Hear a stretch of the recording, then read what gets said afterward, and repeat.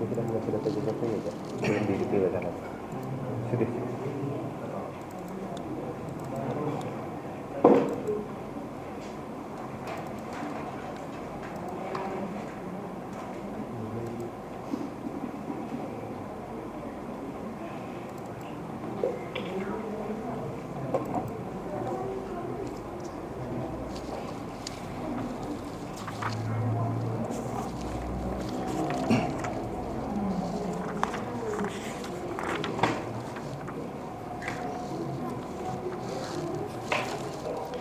Bismillahirrahmanirrahim.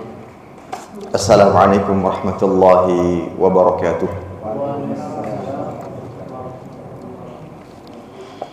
Alhamdulillah, wassalatu wassalamu ala rasulillah wa ala alihi wa sahbihi wa man sara ala nahjih wastanna bisunnatihi ila yaumi liqa'ih, amma ba'd.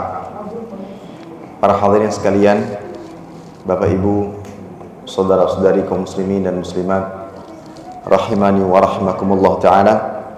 Alhamdulillah, senantiasa kita panjatkan rasa syukur kita kepada Allah Azza wa Jalla atas limpahan nikmat dan karunia yang Allah Jalla fi'ala berikan kepada kita.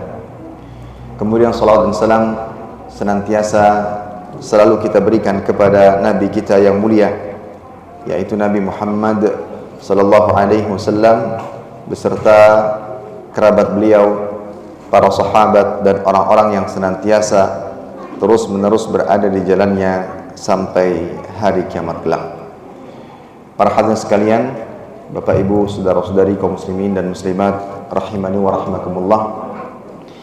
Alhamdulillah, kembali dapat kita lanjutkan pembahasan kita tentang perjalanan hidup manusia terbaik, Khalilullah, kekasih Allah Azza wa Jalla, teladan kita, sosok yang sangat kita cintai, yaitu Nabi kita yang mulia, Nabi Muhammad sallallahu alaihi wasallam, di mana jalan seorang hamba menuju surga tidak akan pernah mulus, tidak akan pernah lurus kecuali dengan mengikuti jejak serta jalan Nabi Muhammad sallallahu alaihi wasallam.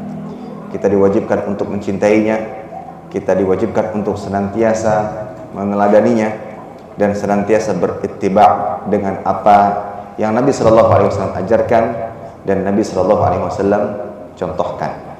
Dan orang-orang yang benci dengan sunnah Nabi sallallahu alaihi wasallam, baik diucapkan dengan lisannya atau ditunjukkan dengan perbuatannya, maka bukan termasuk golongan Nabi sallallahu alaihi wasallam. Sebagaimana sabda Nabi sallallahu alaihi wasallam, "Man raghiba an sunnati falaysa minni." Barang siapa yang benci dengan sunnahku, maka dia bukan termasuk golonganku. Oleh karena itu, kita berusaha untuk lebih menunjukkan rasa cinta kita kepada Nabi sallallahu alaihi wasallam, dan pembuktiannya adalah dengan mengikuti, meneladani Nabi kita yang mulia, Nabi Muhammad sallallahu alaihi wasallam.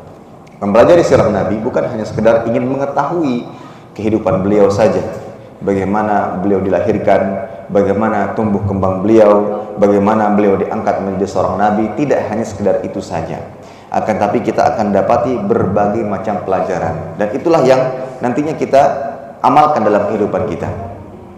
Sehingga dalam setiap kajian kita, khususnya pada kajian sirah nabawiyah, tidak hanya terfokus kepada kisah bagaimana Nabi SAW ikut berdagang bersama pamannya, bagaimana peristiwa Hilful Fudul sebagaimana yang sudah kita sampaikan pada pertemuan sebelumnya, bagaimana kisah menikahnya Nabi SAW dengan Khadijah radhiyallahu anha. Bukan hanya sekedar mengetahui kisah-kisah itu saja, akan tapi yang lebih kita perhatikan adalah pelajaran yang bisa kita ambil, ya. Karena begitulah yang Allah Ta'ala tetapkan di dalam Al-Quran, bahwasanya di dalam kisah-kisah terdapat la'ibratun liulil albab, terdapat pelajaran bagi orang-orang yang berakal. Dengan mengetahui perjalanan hidup Nabi, orang-orang saleh yang sebelumnya futur akan semangat kembali, yang sebelumnya berat menghadapi berbagai ujian akan kuat kembali dan terus berusaha dan tunduk kepada Allah Azza wa Jalla. Baik, para hadirin sekalian, azanallahu jami'an, kembali kita melanjutkan pembacaan sirah Nabi Shallallahu Alaihi Wasallam, dan pada pertemuan kali ini kita akan membaca tentang pembangunan Ka'bah. Pembangunan Ka'bah. Tentunya pembangunan Ka'bah, ketika berbicara tentang Ka'bah atau pembangunan Ka'bah, maka bisa kita katakan dibagi menjadi dua bagian. Bagaimana Ka'bah itu dibangun dari awal, yaitu di masa Nabi Ibrahim alaihissalam. Kemudian setelah terbangun dengan bentuk asalnya tidak seperti kubus sekarang, tapi ada lakukan hijr Ismail. Pernah melihat tentunya di video atau bahkan melihat secara langsung pada saat haji ataupun umrah. Di situ ada hijr Ismail, membentuk lengkungan. Nah, itu bagian daripada Ka'bah pada dasarnya. Jadi Ka'bah itu bukan hanya kotak atau kubus seperti yang kita lihat saat ini. Akan tapi pada saat awal pembangunan itu berbentuk ada lonjongnya seperti itu. Hijr Ismail itu bagian daripada Ka'bah. Sehingga pada saat tawaf dan memasuki hijr Ismail, maka tawafnya tidak sah. Karena dia tidak sedang mengelilingi Ka'bah seutuhnya, tapi dia masuk ke dalam bagian Ka'bah. Dan orang yang sholat di hijr Ismail sama halnya sholat di dalam Ka'bah. Seperti itu. Jadi ada pembangunan Ka'bah di masa Nabi Ibrahim alaihissalam, kemudian pada saat terjadi banjir yang begitu besar, akhirnya rusak, banyak yang rusak, dan dibangun kembali di masa Nabi Shallallahu Alaihi Wasallam telah mulai beranjak dewasa, menjadi remaja, sampai nantinya kita akan kisahkan bagaimana beliau Shallallahu Alaihi Wasallam dijadikan orang yang dipercaya untuk menentukan, memutuskan siapa yang berhak untuk meletakkan Hajar Aswad setelah terjadi renovasi Ka'bah. Baik, para hadirin sekalian azanallahu jami'an, sebelumnya kita akan sedikit membaca tentang bagaimana pembangunan Ka'bah di masa Nabi Ibrahim alaihissalam. Ya, bagaimana pembangunan Ka'bah di masa Nabi Ibrahim alaihissalam. Tentunya ini berawal dari Nabi Ibrahim alaihissalam hijrah dari Filistin menuju Makkah atau Makkah.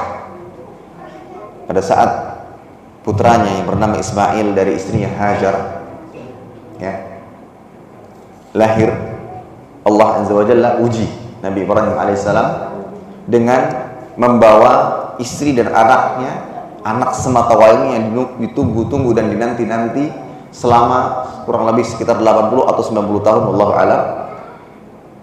Namun Allah Ta'ala uji untuk membawa keduanya ke sebuah tempat tandus, tidak ada penghuni, tidak ada tumbuh-tumbuhan yang bisa dikonsumsi. Ini ujian berat.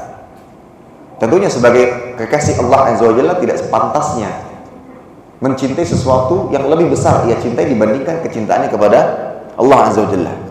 Maka diuji, dibawalah oleh Nabi Ibrahim alaihissalam istri dan anak semata wayangnya sampai di sebuah tempat yang tandus, yang disebut dengan Bakkah, anda baitikal muharram. Ya, sampai di tempat tersebut. Kemudian para hadirin sekalian azanallahu jami'an, sesampainya di sana Nabi Ibrahim alaihissalam meninggalkan istri dan anak semata wayangnya. Tentunya yang paling berat adalah pada saat ia meninggalkan anak semata wayangnya. Itu yang paling berat, karena itu adalah satu hal yang sangat ia nanti-nantikan. Sementara istrinya masih memiliki istri pertama, Sarah. Maka berat baginya untuk meninggalkan keduanya, istri yang dicintai dan anak yang senantiasa dinanti-nanti.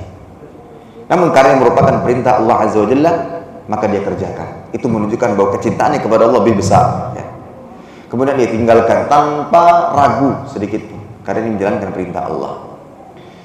Pada saat dia membalikkan badannya tanpa menoleh ke arah belakang sekalipun, sang istri berjalan mengikutinya dan bertanya, ila man takiluna, ya Ibrahim, kepada siapa engkau titipkan kami? Nabi Ibrahim alaihissalam pun tidak menjawab. Pertanyaan terus diulang-ulang sampai sebanyak 3 kali, sampai pada akhirnya Hajar sadar bahwa ini ada kekeliruan dalam pertanyaan. Ada yang salah dalam pertanyaan. Maka diganti pertanyaannya, Allah amaraka bihadza, apakah Allah Azza wa Jalla memerintahkanmu untuk ini? Maka Ibrahim hanya menjawab dengan kalimat yang singkat, na'am, iya. Maka dengan ketauhidan yang kuat dan keyakinan yang kuat kepada Allah Azza wa Jalla, Hajar mengatakan, idzan la yudhayyuna, Allah Azza wa Jalla tidak mungkin akan menelantarkan kami.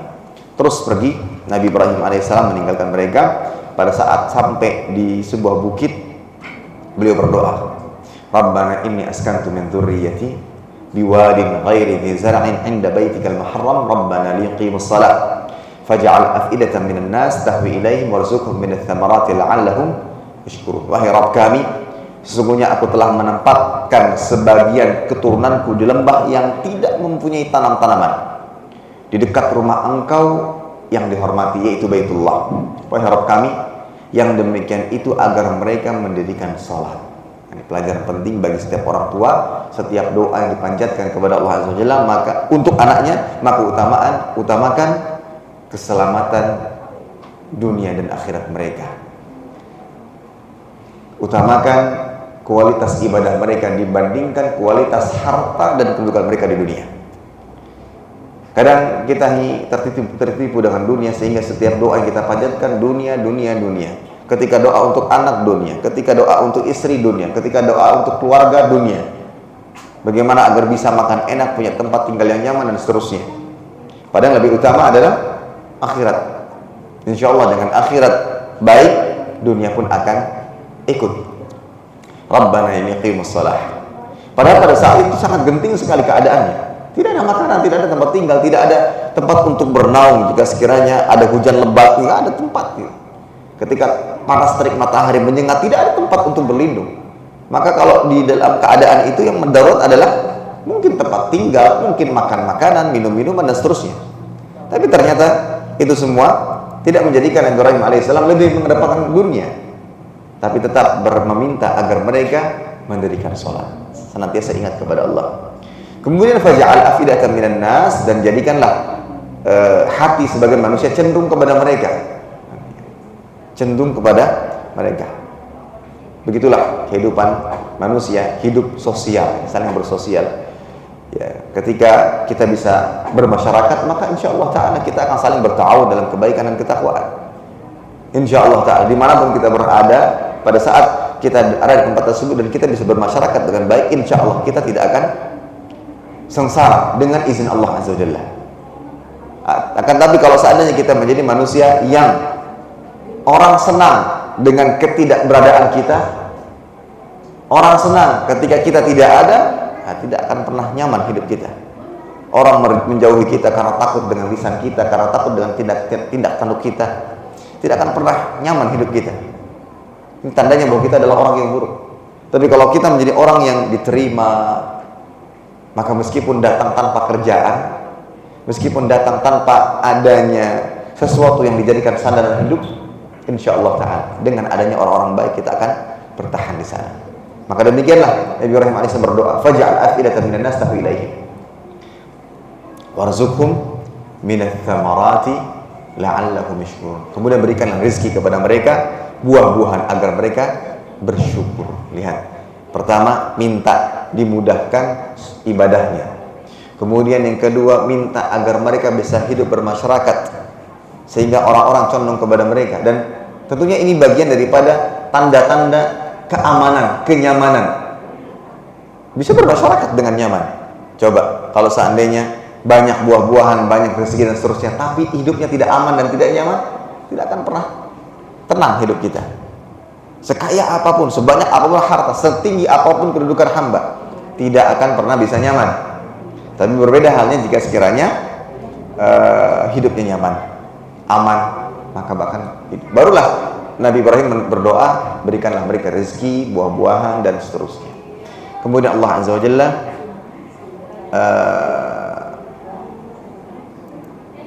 mengabulkan apa yang Nabi Ibrahim alaihissalam minta.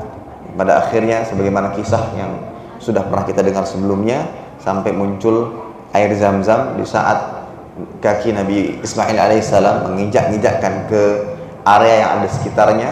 Pada saat Hajar alaihissalam bolak-balik dari situlah nantinya timbul syariat sa'i Safa Marwa. Kemudian akhirnya pada saat ada para pedagang lewat dan melihat di sana ada air, kemudian mulailah mereka membangun tempat persinggahan rumah dan seterusnya, sampai Allah Azza wa Jalla bentuk atau ciptakan pemukiman hingga sekarang. Menjadilah kota Makkah yang diberkahi, luar biasa. Kota Makkah yang diberkahi. Baik, singkat cerita, akhirnya Nabi Ibrahim alaihissalam tumbuh dewasa dan menikah, ya, sampai dengan menikah. Nah, disinilah Nabi Ibrahim alaihissalam setelah tahunan yang begitu lama tentunya ada rasa rindu untuk berjumpa dengan istri dan anaknya. Sesampainya dia di kota Makkah, dia mengunjungi putranya Ismail alaihissalam. Ini setelah kisah-kisah yang mau disembelih dan segala macam, ya, itu kita lewatkan kisah itu agar kita fokus kepada pembangunan Ka'bah. Sampai beliau Nabi Ismail dewasa dan akhirnya menikah. Kemudian datang lagi Nabi Ibrahim alaihissalam untuk mengunjunginya. Nabi Ibrahim alaihissalam tidak mendapati anaknya karena mungkin sedang bekerja dan seterusnya. Yang ia dapati adalah istri, anaknya atau menantunya. Kemudian ia bertanya tentang bagaimana kehidupan mereka, bagaimana bagaimana kenyamanan hidup mereka. Nah, disitulah sang istri mengeluh, banyak mengeluh. Kami seperti ini, kami seperti ini, kami seperti ini, dan mengeluh tentang kehidupannya, mengeluh tentang suaminya dan seterusnya. Taib mendengar itu semua, maka Nabi Ibrahim alaihissalam mengatakan dan menitipkan pesan kepada istrinya, jika suamimu datang, sampaikan ghayyir atabata babi, ya, gantilah ambang pintumu, ya, seperti ini atabata babi itu namanya, ya, daun pintu sampai dengan pintunya itu disebut dengan atabah. Jadi pesan ayah kepada anaknya, kepada anaknya melalui istrinya, itu pesannya. Maka sesampainya Nabi Ismail alaihissalam ke rumahnya, kemudian ia bertanya, ada yang datangkah? Diceritakanlah oleh istrinya, datang orang tua demikian-demikian, dan istrinya nggak tahu kalau itu adalah mertuanya. Sampai pada akhirnya, apakah dia menitipkan pesan sesuatu? Maka diceritakan, dia berpesan agar engkau mengganti ambang pintumu. Taib, barulah diceritakan, itu adalah ayahku dan ia memerintahkanku untuk menceraikanmu, maka cerailah mereka. Karena ini bukan ciri istri yang baik, istri yang tidak tahu berterima kasih. Sebagaimana kita ketahui bahwa paling banyak menyebabkan seorang wanita masuk ke dalam neraka, tidak bisa berterima kasih kepada suaminya atas kebaikan suaminya. Lau ahsanta ila ihdahunna dhahra thumma ra'at minka syai'an qalat ma ra'aitu minka khairan qat. Jika sekiranya engkau berbuat baik sepanjang masa kepadanya, semua sudah engkau berikan, waktu, perhatian, apa saja yang dia butuhkan, kemudian engkau melakukan satu kesalahan, maka dengan begitu enteng dan begitu mudahnya seorang wanita yang imannya lemah akan mengatakan, aku tidak pernah mendapatkan kebaikan darimu sedikit pun juga. Maka yang seperti ini tidak baik. Maka sang ayah berpesan kepada anaknya untuk menceraikan istrinya.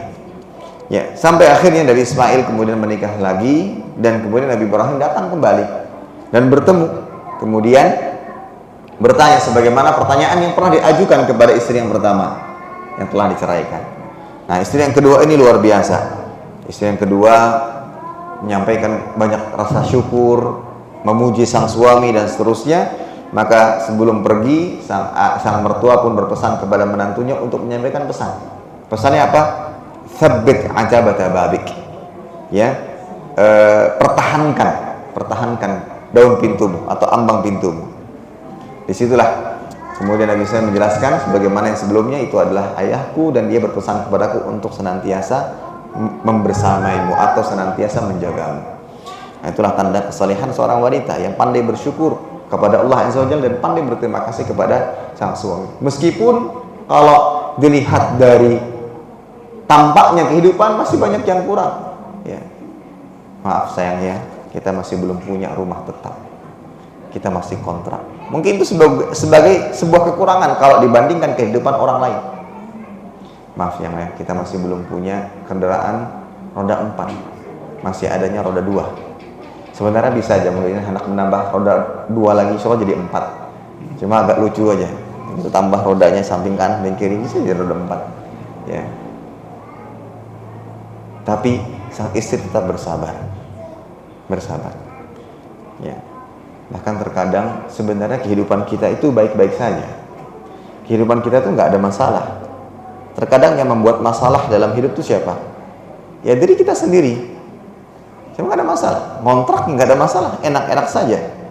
Dan kita mampu untuk membayar setiap bulannya. Tapi ketika ada yang mengatakan, ya tanpa adanya perhitungan, kalau nggak hutang nggak akan pernah punya rumah. Kalau nggak cicilan ribawi, kita nggak akan pernah punya kendaraan roda 4. Ya, ayolah berani dan keluarlah dari zona yang nyaman untuk memotivasi hidup. Terjanglah dunia, terjanglah lautan, gitu kan. Motivasi-motivasi yang ada di TikTok dan lain sebagainya. Akhirnya nukar rumah dengan harga 500 juta, riba, belum bayar cicilannya, baru masih bayar bunganya, akhirnya hancur, ya, pusing. Ya. Maka carilah pasangan yang senantiasa mendukung dalam kebaikan, atau paling tidak jika sekiranya kita sama-sama belajar dan mengetahui bagaimana agar hidup itu tenang, belajarlah untuk saling menghargai dan saling mendukung satu sama yang lainnya. Baik. Setelah itu Nabi Ibrahim alaihissalam berkata kepada anaknya Ismail, "Innallaha amarani an abniya hadzal bait." Sesungguhnya Allah Azza wa Jalla memerintahkanku untuk membangun rumah ini. Akhirnya keduanya berdasarkan perintah Allah Azza wa Jalla membangun Ka'bah, ya, membangun Ka'bah. Ya, membangun Ka'bah bersama-sama. Ya, singkat ceritanya, pada saat selesai membangun, Nabi Ibrahim alaihissalam berdoa, "Rabbana taqabbal minna innaka antas sami'ul alim wa tub 'alaina innaka antat tawwabur rahim." Di sini ada pelajaran penting. Yaitu tentang pentingnya keikhlasan niat di dalam beramal. Kalau kita perhatikan, yang dikerjakan oleh Nabi Ibrahim alaihissalam adalah sesuatu yang sangat mulia. Yang pertama, yang memerintahkan adalah Allah Azza wa Jalla. Yang kedua, yang mengerjakannya adalah seorang Nabi yang mulia. Yang ketiga, yang dibangun adalah sesuatu yang mulia, yaitu Ka'bah Musyarrafah.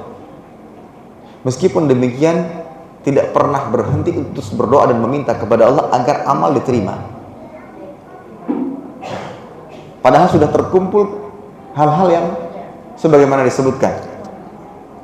Maka dari itu kita dalam beramal jangan pernah berhenti untuk terus berdoa kepada Allah Azza wa Jalla. Jangan pernah berhenti untuk terus berdoa kepada Allah Azza wa Jalla agar amal ibadah kita diterima oleh Allah Azza wa Jalla. Maka teruslah berdoa. Nah, tapi pada awalnya Ka'bah ini dibangun bentuknya lebih mudahnya seperti huruf D. Nah, seperti huruf D.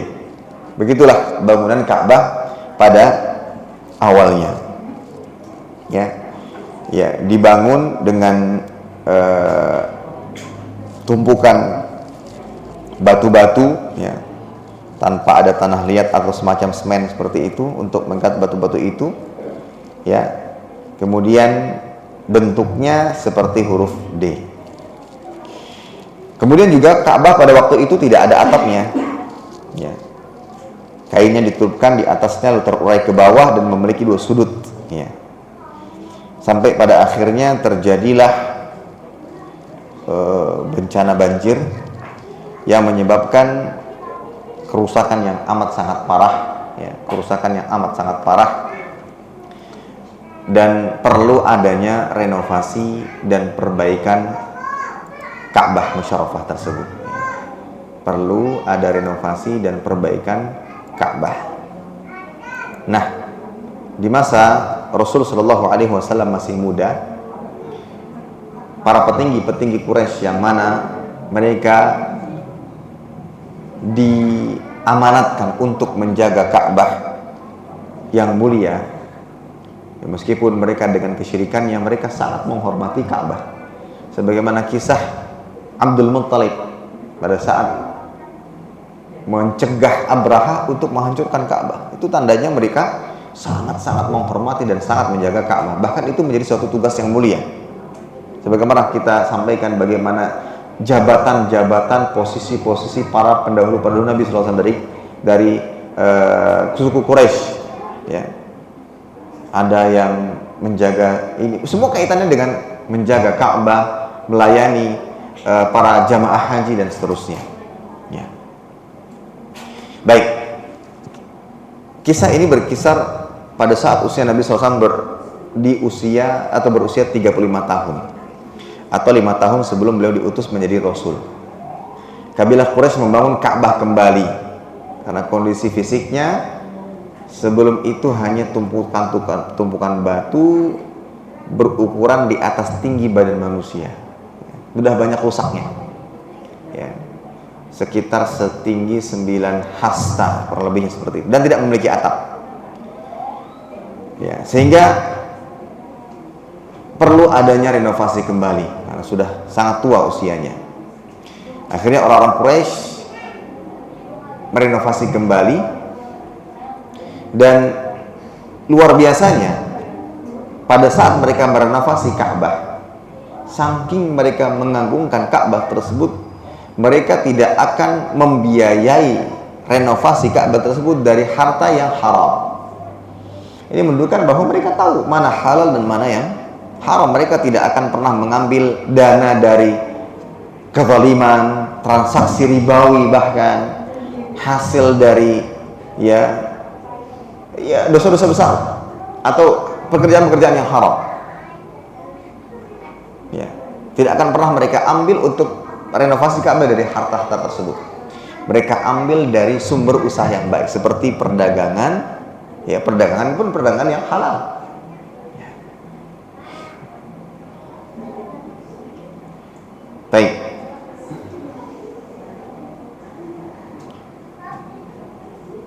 Pada awalnya untuk pembangunan Ka'bah itu harus dilakukan perataan. Kemudian awalnya mereka agak segan dan agak sungkan karena ini kan rumah yang suci.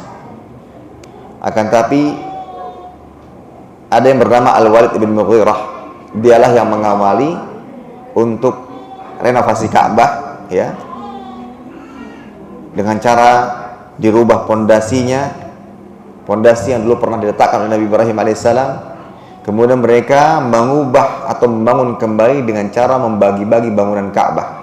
Masing-masing kabilah mendapatkan satu bagian. Ada kabilah bagian kanan, bagian kiri dan seterusnya, yang menghadap ke arah Syam dan seterusnya, Irak, ya. Jadi masing-masing kabilah memiliki bagiannya dalam membangun kembali Ka'bah. Sampai pada akhirnya pekerjaan terakhir, yaitu pada peletakan Hajar Aswad. Nah, disinilah terjadi pertikaian antar kabilah-kabilah. Bersih tegang antar mereka, bahkan hampir saja terjadi pertumpahan darah. Luar biasanya. Ya. Itulah bentuk ta'zim, pengagungan mereka terhadap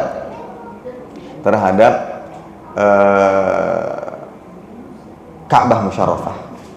Ini bukan hal yang remeh itu. Bagaimana mereka sangat menghormati dan sangat menjaga. Terjadi perbincangan, ya.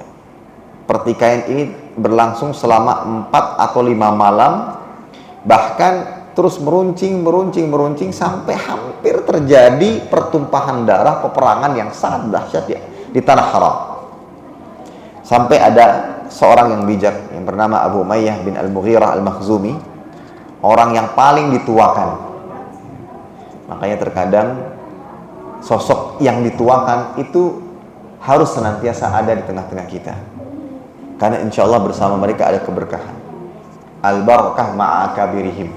Keberkahan itu terkadang bersama orang-orang tua yang berilmu, yang banyak pengalamannya. Tidak masalah kita konsultasi dengan beliau, dengan kebijaksanaan beliau dan seterusnya, ya. Dan bersabar. Ya, memang terkadang ketika sudah senior ada kebijakan-kebijakan tertentu yang mungkin kita beda pandang, kan seringkali terjadi. Para senior dengan anak-anak muda yang penuh dengan semangatnya, ini dan itu. Maka bersabarlah bagaimana keduanya untuk bisa saling bersinergi. Yang tua juga memahami yang muda juga bisa menghormati yang tua. Ya, karena di sana ada kebijakan. Nah, pada saat bersih tegang, Abu Umayyah bin Mughirah Al-Makhzumi, ya, berhasil menyelesaikan pertikaian mereka. Dia mengatakan, ya ma'syara Quraisy ij'alu bainakum fima takhtalifuna fi awwala man yadkhul min babi hadzal masjid yaqdi bainakum fi. Wahai kaum Quraisy, jadikanlah pemutus perkara yang kalian perselisihan ada orang yang pertama kali masuk masjid. Jadi orang yang pertama kali masuk masjid dialah yang akan memutuskan siapa yang berhak untuk meletakkan Hajar Aswad. Sepakat? Sepakat semuanya. Ya. Tawaran tersebut terima. Dan atas kehendak Allah Azza wa Jalla, ternyata yang pertama kali masuk adalah Nabi Muhammad SAW yang saat itu belum diangkat menjadi seorang Nabi. Usianya berapa? 35 tahun, sebentar lagi. Ya. Pada saat ia masuk, Nabi pertama kali masuk, maka sontak mereka mengatakan, Hadzal amin, Masya Allah, ini adalah al-amin, orang yang dipercaya. Begitulah julukan Nabi SAW. Diakui kebaikannya. Ya. Maka misalkan kita datang ke satu masyarakat, ya Allah alam di satu ini lebih banyak pendatang atau penghuni lama, pendatang. Kita sadar diri kita adalah pendatang. Kemudian dengan semangat kita ingin bangun sekolah. Memang karena ingin menetap lama, kita ingin bangun sekolah, kita bangun mushola dan segala macamnya. Maka pertama kali yang kita bangun bukan bangunannya. Yang pertama kali kita bangun bukan bangunan, tapi apa pertama kita bangun? Bagaimana tasarruf dan akhlak mulia kita kepada masyarakat yang ada di sekitar kita. Ya. Bagaimana kita bisa menjalin komunikasi yang baik. Ya. Minimalnya kita diterima. Orang begitu nyaman berbicara dan diskusi dengan kita. Sampai pada akhirnya Allah Azza wa Jalla mudahkan insya Allah dengan proyek-proyek kebaikan seterusnya. Begitulah Nabi Shallallahu Alaihi Wasallam. Hadzal amin radina hadza Muhammad. Kami ridha dengan beliau. Akhirnya diceritakanlah kepada beliau, ya, setelah itu beliau diminta untuk memutuskan bagaimana penyelesaian dari pertikaian yang ada ini. Maka dengan kebijaksanaan Nabi Shallallahu Alaihi Wasallam, dan itu merupakan taufik dari Allah, beliau mengatakan halumma ilayya thawban, hamparkan kepadaku sehelai selendang. Fa akhadha ar-rukn ya'ni al-hajar al-aswad fa wada'ahu fihi bi yadihi thumma qala li ta'khudh kullu qabilatin bi nahiyatin min ath-thawb thumma irfa'uhu jami'an. Setelah dihamparkan sehelai selendang, lalu kain tersebut diletakkan di depan rukun Hajar Aswad, ya. Jadi di rukun Hajar Aswad diletakkan di situ. Kemudian Nabi SAW meletakkan Hajar Aswad di atas kain tersebut. Padahal kan simpel ya. Ya Allah Ta'ala, tinggal hendak aja Pang. Kenapa harus bertikai sampai hendak berperang, sampai hendak bertumpahan darah? Tapi disitulah kehormatan. Karena memang orang-orang Arab itu sangat menjaga kehormatan kabilah-kabilahnya. Makanya mungkin ada sampai berlebihan, sampai ta'asub dan asabiyah atau fanatik. Tapi ada sisi positif yang bisa kita ambil. Bagaimana mereka bisa, ya, menjaga nama baik mereka, menjaga keturunan mereka dan seterusnya.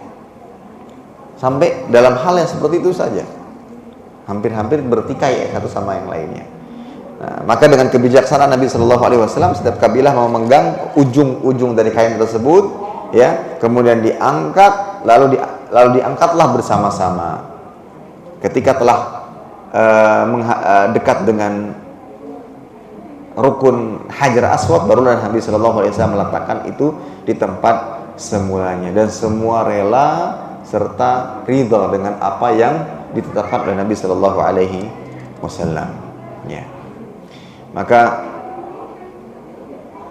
ada perkataan dari Jabir bin Abdullah yang mengisahkan tentang bagaimana Nabi Shallallahu Alaihi Wasallam ikut serta dalam gotong royong dalam renovasi Ka'bah ini.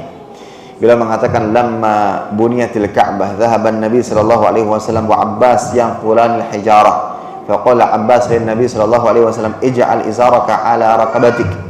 Fakharra ilayya ila al-ard fa tamahat aynahu ila as-sama' faqala arini izari fashaddahu alaihi. Ketika Ka'bah direnovasi, Nabi sallallahu alaihi wasallam dan Abbas, yaitu paman beliau, mengangkat sebuah batu. Abbas berkata kepada Nabi Shallallahu Alaihi Wasallam, gantungkan kainmu ke atas lehermu agar tidak terluka karena bebatuan. Maksudnya biar tidak langsung terkena batu. Batu tersebut terhalangi dengan kain. Ya. Lalu ketika Nabi SAW, lalu seketika itu Nabi jatuh pingsan. Ya, ketika sadar kedua matanya memandang ke langit lalu bersabda, mana kainku? Beliau pun mengencangkan kainnya. Saking beratnya. Ini bentuk bagaimana Nabi SAW ikut serta di dalam merenovasi Ka'bah. Ya. Nah, karena harta yang digunakan untuk renovasi Ka'bah adalah harta yang halal, akhirnya mereka mendapati hartanya kurang. Nah, akhirnya Ka'bah tidak bisa dibangun seperti semula, sebagaimana huruf D tadi, dan dibangun berbentuk yang seperti kita lihat saat ini, ya, karena kurang dana saat itu. Tapi itu dibangun dengan harta yang halal, bersih, tanpa keharaman di dalamnya. Jadi bentuknya seperti yang kita lihat saat ini, karena pada saat itu terjadi kurang dana, sehingga Hijr Ismail, ya, itu bentuknya seperti yang kita lihat, dan itu bagian daripada Ka'bah, ya, bagian daripada Ka'bah. Nah, demikianlah kisah renovasi Ka'bah, ya, kisah renovasi Ka'bah yang terjadi di zaman Nabi Shallallahu Alaihi Wasallam. Para hadis sekalian, azallahu jami'an, apa pelajaran yang bisa kita ambil dari kisah ini? Dan inilah yang penting harus kita perhatikan. Apa pelajarannya? Apa pelajarannya? Yang pertama tentunya adalah berkaitan dengan masalah harta. Ya. Berkaitan dengan masalah harta, di mana orang-orang terdahulu sangat sadar betul tentang keharaman harta, mana harta halal dan mana harta yang haram. Oleh karena itu mereka tidak gunakan harta yang haram tersebut untuk sesuatu yang baik. Innallaha thayyiban la yaqbalu illa thayyiban. Sesungguhnya Allah Ta'ala itu baik dan tidak menerima kecuali yang baik-baik. Ya. Akhirnya mereka membangun Ka'bah tersebut dengan yang baik-baik agar menghasilkan keberkahan dan kebaikan-kebaikan. Dan demikianlah semestinya. Ya, dan demikianlah semestinya kita juga memperhatikan masalah ini, karena harta yang haram tidaklah menghasilkan dan memberikan dampak kecuali keburukan. Sementara harta yang halal meskipun sedikit pastilah, ya, akan mendatangkan kebaikan bagi siapapun juga. Manusia memang diciptakan cinta kepada harta, tapi bukan berarti atas dasar tabiat dan kecintaan tersebut kemudian ia bermudah-mudahan dalam mendapatkan dan mencari harta. Ya. Harus kita ingat ada aturan Allah Azza wa Jalla yang berlaku. Bagaimana Allah menetapkan aturan-aturannya dalam mencari harta, bagaimana harta yang halal itu didapatkan, dan bagaimana kita bisa menghindarkan diri kita dari sesuatu yang haram. Nah, karena tentunya memakan harta yang haram memiliki dampak-dampak yang buruk dalam kehidupan kita. Di antara dampak-dampak tersebut adalah memakan harta yang haram. Ini adalah salah satu bentuk mendurhakai Allah Azza wa Jalla dan mengikuti langkah syaitan. Ini dampak buruk daripada memakan harta yang haram. Ya. Sebagaimana Allah Ta'ala katakan dalam surat Al-Baqarah ayat 168, ya ayuhan nas kulu mimma fil ardi halalan thayyiba wa la tattabi'u khutuwati syaitan innahu lakum aduwwum mubin. Ya, artinya hai sekalian manusia, makanlah yang halal lagi yang baik dari apa yang terdapat di bumi, dan janganlah engkau mengikuti langkah-langkah syaitan, karena sesungguhnya syaitan itu musuh yang nyata. Maka Imam Al-Qayyim mengatakan di antara langkah syaitan dalam menyesatkan manusia adalah pada harta, ya. Di antara langkah mereka adalah pada harta. Kalau dirunut, kata Imam Al-Qayyim, langkah-langkah syaitan dalam menyesatkan manusia itu ada beberapa langkah. Ada 6 langkah. Langkah pertama, diajak pada amalan kufur. Jadi langkah syaitan dalam menyesatkan manusia yang pertama, diajak untuk berbuat kekafiran, kesyirikan, serta memusuhi Allah Azza wa Jalla. Jika tidak sanggup atau tidak mampu, maka langkah yang kedua diajak untuk kepada amalan yang tidak sesuai tuntunan, tidak sebagaimana yang diajarkan dalam Islam. Jika tidak sanggup juga, langkah syaitan yang ketiga diajak kepada dosa-dosa besar. Jika tidak sanggup juga, maka diajak untuk berbuat dosa-dosa kecil. Jika tidak sanggup juga, disibukkan dengan perkara yang mubah, yang sifatnya boleh tapi memalingkan dari kebaikan. Jika tidak sanggup juga, disibukkan dengan amalan yang kurang afdal. Ada amal-amalan, dia amal, tapi kurang afdal. Tapi disibukkan dengan itu semua, namun sampai pada meninggalkan amal-amalan yang lebih afdal daripada itu.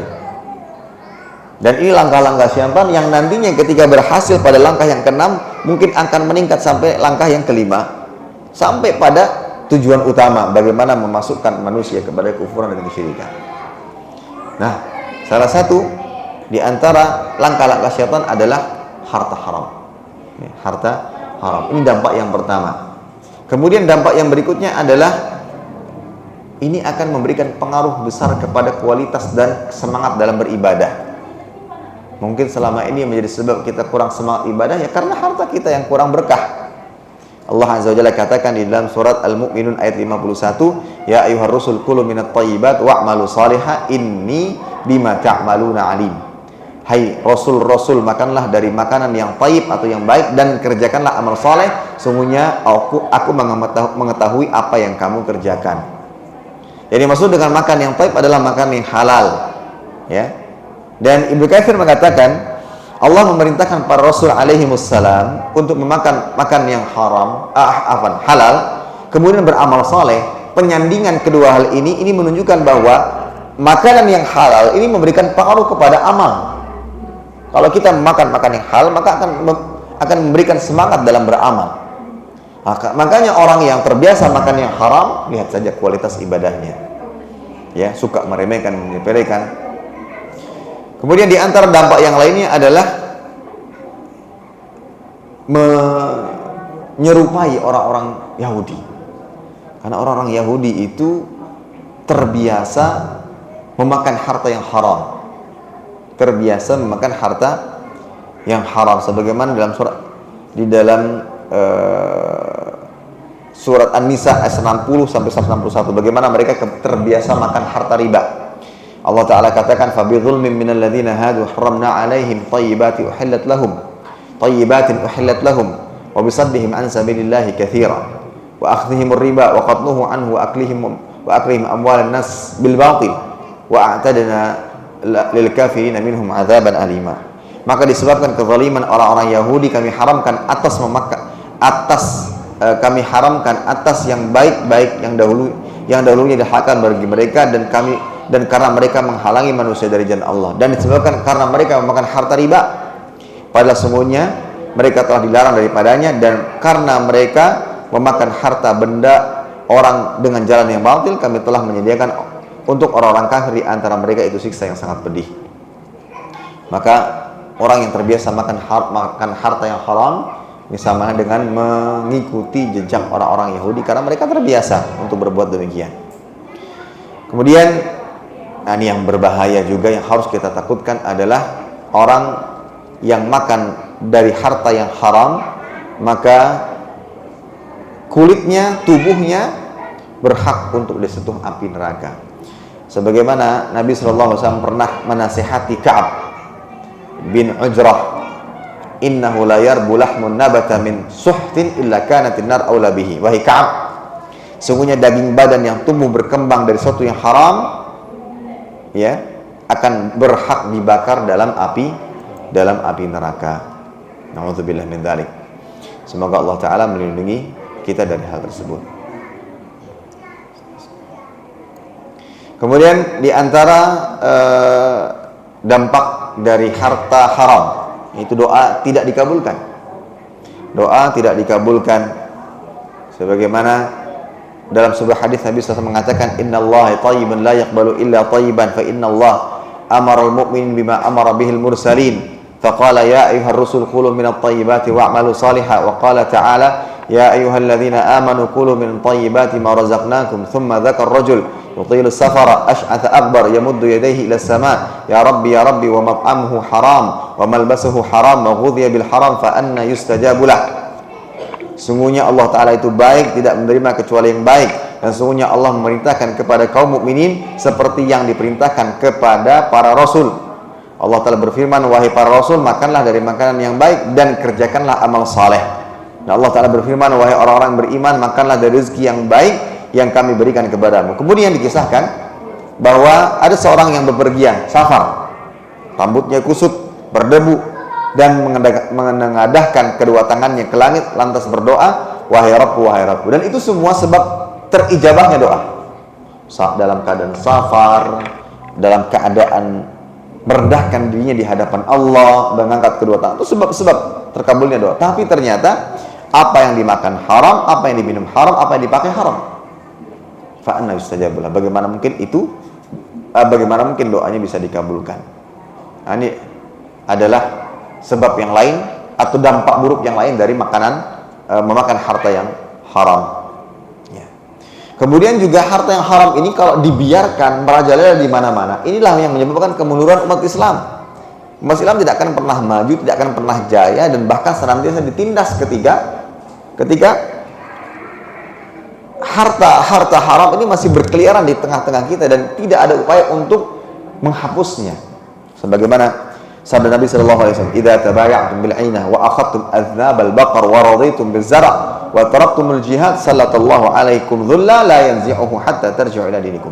Jika kalian berjual beli dengan cara inah, ini salah satu bentuk transaksi riba. Mengikuti ekor sapi, maksudnya sibuk dengan peternakan.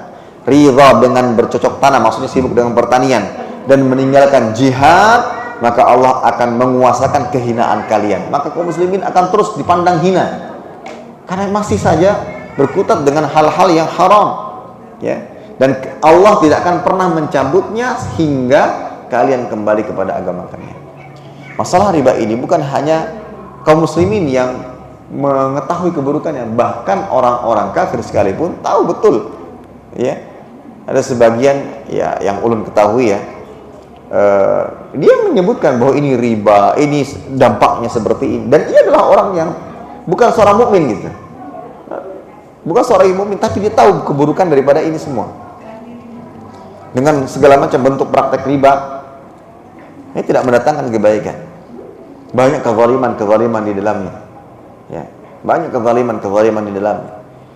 Dan apa yang membuat orang tergiur itu hanya sekedar sesuatu yang indah sekejap mata, namun akan sengsara dengan waktu yang sangat lama. Jadi ada cerita kenalan beli rumah dengan harga yang jika tidak salah mungkin hampir 500 juta atau berapa gitu. Itu sudah dengan bunga-bunganya. Kalau dari harga rumahnya saja atau selisih harga kreditnya saja sudah besar, tambah lagi dengan segala macam bunga. Akhirnya mandek, padahal sudah membayar 200 juta. 200 juta hilang, rumah hilang, ya. Saya dikatakan kalau bukan iman, mungkin kami sudah gila, ya. Kalau bukan karena iman, tapi ini adalah bentuk pelajaran, dan akhirnya belajar, lebih banyak belajar beliau dari apa yang sudah terjadi. Lebih banyak bersabar, lebih banyak bertawakal kepada Allah Azza wa Jalla. Dan begitulah dampak buruk daripada sesuatu yang diharamkan oleh Allah Azza wa Jalla. Maka jangan pernah berani-berani untuk melangkahkan kaki ke sana. Nah, kemudian di antara dampak buruk daripada harta haram ini adalah, ini salah satu sebab atau ya sebab terjadi musibah dan bencana. Sebagaimana sabda Nabi sallallahu alaihi wasallam, idza zahara zina war riba fi qaryatin faqad ahallu bi anfusihim adzaballah. Ya, barang siapa atau apabila telah marak perzinahan, praktik ribawi di suatu negeri, maka sungguhnya penduduk negeri tersebut telah menghalalkan diri mereka untuk diazab oleh Allah Azza wa Jalla. Na'udzubillah min dzalik. Ya, na'udzubillah min dzalik. Ini 7 dampak dari harta haram. Dan tentunya tidak berkah. Tidak berkah. Tapi bisa Anda menemukan atau Anda kenal beberapa orang yang kerjaannya sebagaimana yang kita ketahui haram, tapi hidupnya nyaman sampai tua. Ya. Hidupnya nyaman sampai tua, enggak penyakitan. Dia punya anak-anak yang baik, sukses semua. Apakah itu bisa dijadikan dalil kebenaran yang mereka lakukan? Maka jawabannya tidak. Dikhawatirkan itu adalah istidraj. Dibiarkan dengan keadaan demikian sampai pada akhirnya nanti akan disiksa. Nauzubillah min dzalik. Itu tidak bisa dijadikan sebagai acuan pembenaran.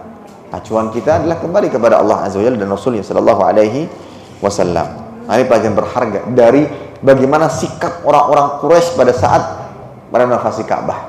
Mereka tahu betul bahwa ini harta haram dan tidak pantas untuk diletakkan pada sesuatu yang mulia. Tidak pantas. Ya. Namun apa yang terjadi saat ini? Banyak orang-orang dengan kejahilannya justru malah menggunakan harta yang haram, ya, dalam kehidupan mereka. Bahkan mereka pandang ketika harta haram ini dijadikan sebagai sebab ibadah, mungkin akan menjadi suci. Bagaimana mungkin seperti itu? Ya. Mengambil harta yang haram, kemudian dia zakati dengan pandangan bahwa zakat ini kan membersihkan harta. Kita katakan bahwa yang dapat dibersihkan adalah sesuatu yang asalnya suci. Tapi kalau dari awal kotor, bisa nggak dibersihkan? Kotoran nih, ada kotoran di jalan kering. Wah, ini mau digosok-gosok bisa jadi amas nih, jadi intan. Nggak akan pernah bisa, ini kotoran ya kotoran. Maka kalau harta haram, memang harta asalnya sudah haram, ya meskipun bentuknya juga uang sih, ya rupiah, dolar dan semisalnya uang, tapi memang dari asalnya itu adalah haram. Mau bagaimanapun cara membersihkannya, disedekahkankah, dijadikan sebagai untuk umroh atau apapun, nggak pernah bisa jadi suci. Berbeda halnya mungkin, ya kita bekerja dengan sesuatu yang halal, namun ada kekhawatiran dalam hati. Mungkin di situ ada syubhat, mungkin di situ ada sesuatu yang kita ragukan, maka bisa kita bersihkan. Kita pilah-pilah mana yang bersih, mana yang dengan cara disakati. Ya. Makanya orang-orang Quraisy kala itu sadar. Maka kalau kita bandingkan berdasarkan dari yang ada atau cerita yang ada, orang yang buruk dahulu dengan yang sekarang mungkin masih mending yang dulu. Ya. Misalkan contoh dalam kesyirikan saja, bukan berarti menghalalkan kesyirikan, tidak, atau mengatakan kesyirikan baik. Tapi kesyirikan yang dulu itu bagaimana?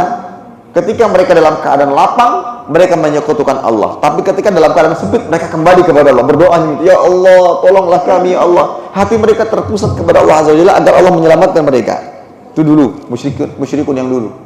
Tapi kalau sekarang kada tahu di keadaan, mau lapang, mau sempit, pas sempit semakin syirik, pas sempit semakin berbuat kesyirikan, ya, datang ke ilmu-ilmu hitam dan seterusnya untuk memudahkan kehidupan mereka. Nah, ini tidak seharusnya demikian.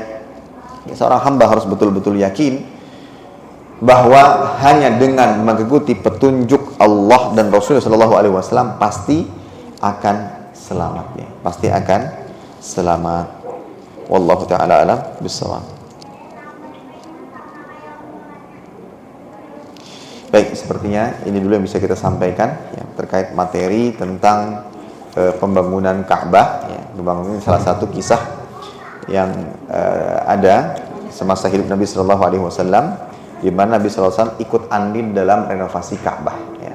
Ikut andil dalam renovasi Ka'bah, dan lihat bagaimana Nabi Shallallahu Alaihi Wasallam dapat membangun sosial yang baik, Maka ketika kita hidup bermasyarakat, bangunlah kehidupan sosial yang baik. Bukan berarti dengan adanya perbedaan pandangan, ya, tapi tidak bisa bersosial, ya. Misalkan mungkin ketika ada kegiatan tertentu yang kita pandang tidak sesuai syariat agama, kita bisa menolaknya dengan cara yang baik, mohon maaf, ya, tidak bisa ikut dan seterusnya. Tapi ketika ada aktivitas kegiatan-kegiatan yang mulia, gotong royong membersihkan atau mungkin ada orang walimah sehingga ada gotong royong untuk menyiapkan tempat, masang tenda dan segala macam, inilah orang yang terdepan. Kita bisa bersosial dengan baik. Dan itulah sampai Nabi SAW dijuluki sebagai orang yang terpercaya. Itu bagaimana kehidupan sosial beliau luar biasa.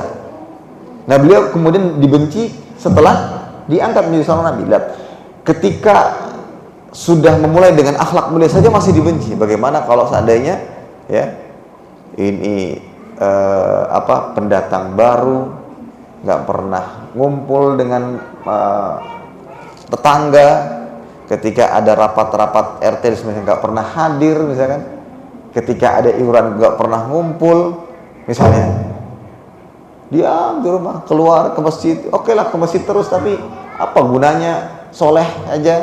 Ya, orang kan akan menilai seperti itu. Ya. Dan inilah yang kami sampaikan dan kami pesankan kepada para santri sebelum mereka pulang. Ya, nanti kalau pulang, kalau pulang jangan lupa untuk saliman dengan dengan tetangga-tetangga. Sampaikan, Pak, gimana kabarnya? Tanya, salam. Pertama salam dulu, ucapkan salam, bersalaman, kemudian tanya kabar bapak tersebut. Sampaikan bahwa alhamdulillah Pak, kami liburan nih, ya, mudah-mudahan bisa banyak membantu kegiatan-kegiatan di musola, misalnya seperti itu. Bagaimana bermuamalah. Dan ini pesan mamah setiap kali ulun pulang dari pesantren selalu.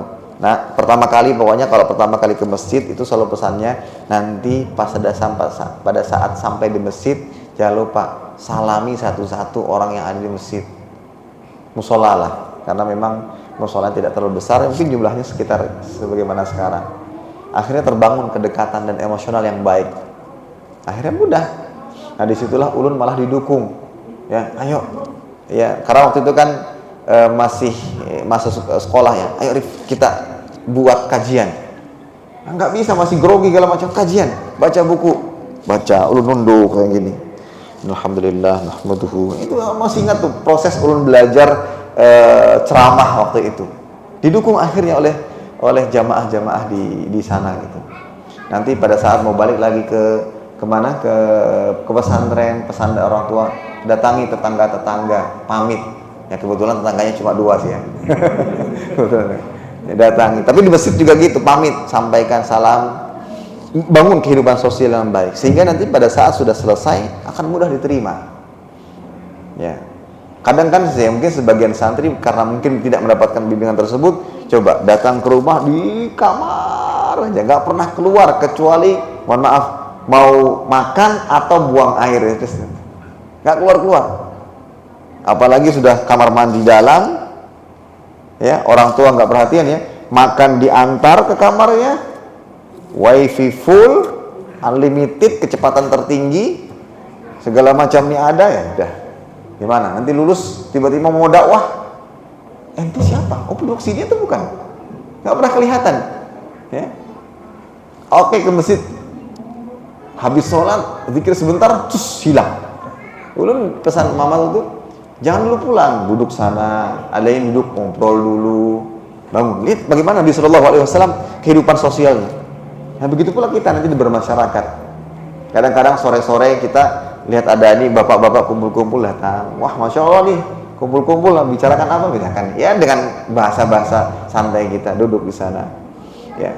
Ya mungkin kita dengan ilmu kita bisa memfilter mana baik dan mana yang buruk. Ketika memang sudah mulai membicarakan hal yang buruk, ya kita bisa bermunjamalah basa-basi kemudian pamit, ana duluan lah ada urusan misalnya. Tapi kita bisa menjalin komunikasi sampai pada akhirnya ya insya Allah Ta'ala dengan sebab itu akan memberikan dampak yang baik bagi masyarakat dan insya Allah terima sebagaimana Nabi Shallallahu Alaihi Wasallam. Wallahu a'lam bishawab. Baik, ini dulu yang bisa kita sampaikan pada kesempatan kali ini. Kayaknya kurang lebih 1 jam tadi ya penyampaian materi. Nah berikutnya jika ada yang ingin ditanyakan maka dipersilahkan, baik berkenaan tentang materi ataupun di luar materi. Jika ulun mampu menjawabnya maka ulun jawab insyaallah ta'ala. Wallahu ta'ala alam bishawab.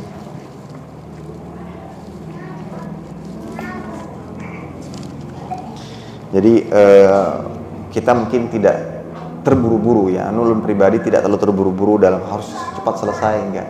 Tapi ulun lebih fokus juga kepada pelajaran-pelajaran berharga yang bisa kita ambil dari kisah ini. Nah, mungkin tidak masalah kita per bab, santai saja gitu. Ya kalau nanti misalkan Allah Ta'ala bertakdir ulun tidak bisa melanjutkan, mungkin nanti bisa dilanjutkan dengan sesuatu yang lainnya ya.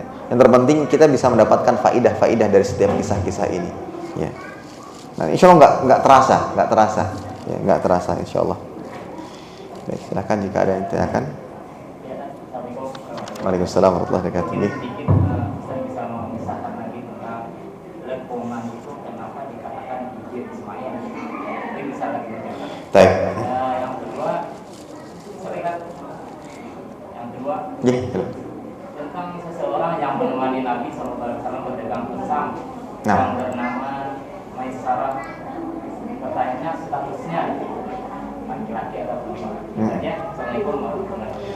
Waalaikumsalam warahmatullahi wabarakatuh. Terkait yang pertama Hijr, ya, Hijr Ismail, ya. Hijr Ismail, ya sebentar. Jadi pada saat Nabi Ibrahim alaihissalam itu membangun Ka'bah bersama putranya, pada saat Nabi Ibrahim alaihissalam membangun Ka'bah bersama putranya, tentunya mereka saling gotong royong,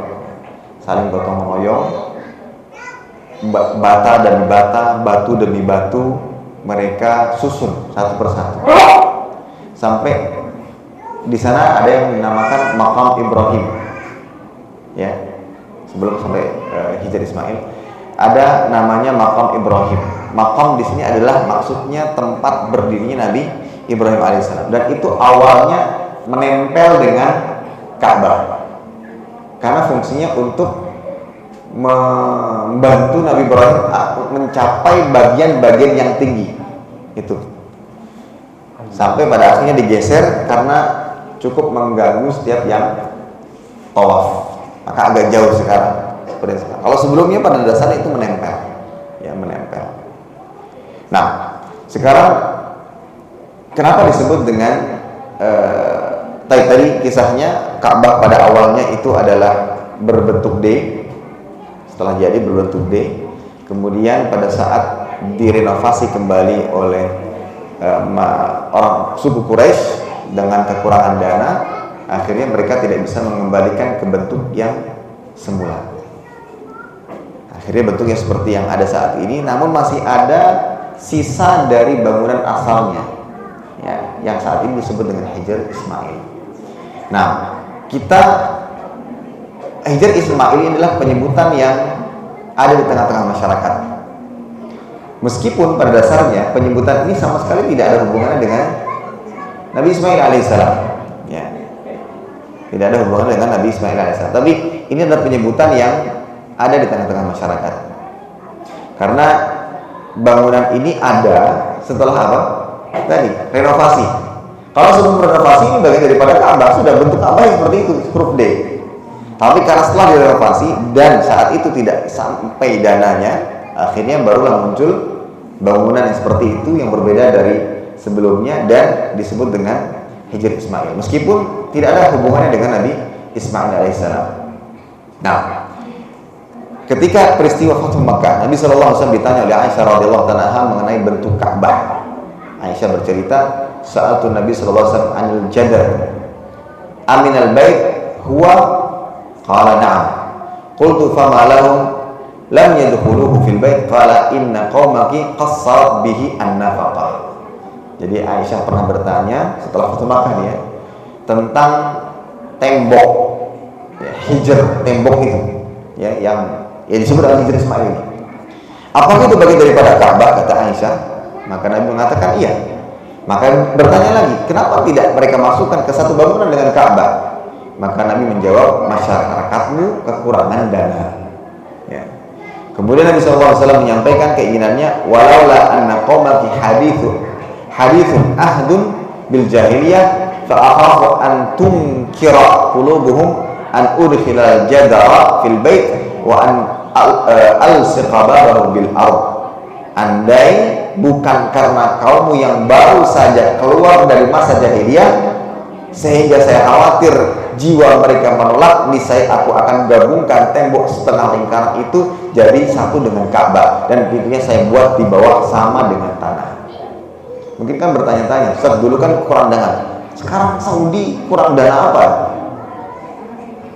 Dan begitu pula di masa Nabi SAW mungkin beliau untuk membangunnya kembali, tapi karena saat itu mereka baru keluar dari jahiliyah, baru masuk ke dalam agama Islam, maka dikhawatirkan ada pengingkaran dan mereka belum tahu sejarah sebelumnya. Maka Nabi SAW tidak melakukan hal tersebut dan begitulah hingga sekarang, ya. Sehingga hadis ini menunjukkan dengan sangat tegas bahwa tembok itu bagian daripada Ka'bah dan tidak ada kaitannya pada dasarnya dengan Nabi Ismail alaihissalam, ya. Tidak ada kaitannya dengan kisah Nabi Ismail alaihissalam. Mungkin ada yang bertanya, apakah di situ ada kuburan Nabi Ismail? Maka jawabannya tidak, ya. Ini pendapat yang tidak benar. Wallahu a'lam. Apa sebabnya, kenapa dinamakan demikian, wallahu ta'ala. Tapi hanya saja ini penyebutan yang masyhur di tengah masyarakat, dan seringkali kita namai dengan demikian untuk memudahkan tasawur, gambaran. Hijr Ismail begitulah, atau al-hijr atau al-jadar. Jadar itu kayak tembok ya, seperti itu. Wallahu ta'ala alam bissawab. Begitu pula makam Ibrahim itu sekali lagi bukan makam ya, bukan makam, tapi makam, tempat qiyam. Makam itu tempat yang berdirinya Nabi. Awalnya menempel untuk mengangkat batu-batu untuk menjangkau area tinggi, maka diperlukan adanya batu. Sekarang dipisah, dan ketika melewati itu nggak ada syariat apapun untuk mengusapnya, untuk menyentuhnya, menciumnya, nggak ada. Inilah pentingnya berilmu dalam beribadah. Wallahu a'lam. Dan yang kedua tadi Maisarah itu budaknya siapa? Khadijah radhiyallahu anha yang diutus, atau pembantunya Khadijah radhiyallahu anha yang diutus bersama Nabi SAW. Dia laki-laki ya, diutus bersama Nabi SAW untuk melihat bagaimana kehidupan Nabi SAW, bagaimana perjalanan beliau dan seterusnya. Jadi kayak memata-matai Nabi, seperti yang sudah kita sampaikan sebelumnya. Wallahu ta'ala a'lam bishawab. Nah, kita lihat lagi.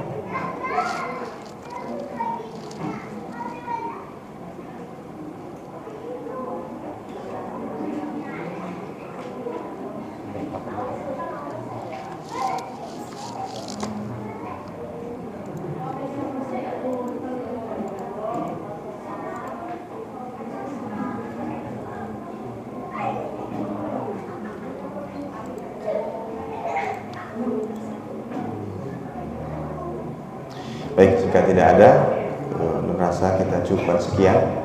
Mudah-mudahan apa yang disampaikan ini bermanfaat untuk seluruhnya, terutama bagi pribadi yang menyampaikan. Semoga Allah Azza wa Jalla senantiasa memberikan taufiknya kepada kita semua, taufik dalam kebaikan, ketakwaan. Allah Ta'ala mengistiqomahkan kita dalam kebaikan dan menutup usia kita dalam kebaikan pula, husnul khatimah. Mudah-mudahan Allah Azza wa Jalla juga mengumpulkan kita di surganya sebagaimana Allah Ta'ala kumpulkan pada tempat yang mulia ini. Demikian yang bisa ulun sampaikan, mudah-mudahan bermanfaat, dan kurang lebihnya ulun mohon maaf sebesar-besarnya. Kita tutup dengan doa kafaratul majelis. Subhanakallahumma wa bihamdika asyhadu an la ilaha illa anta astaghfiruka wa atubu ilaik. Wassalamualaikum warahmatullahi wabarakatuh.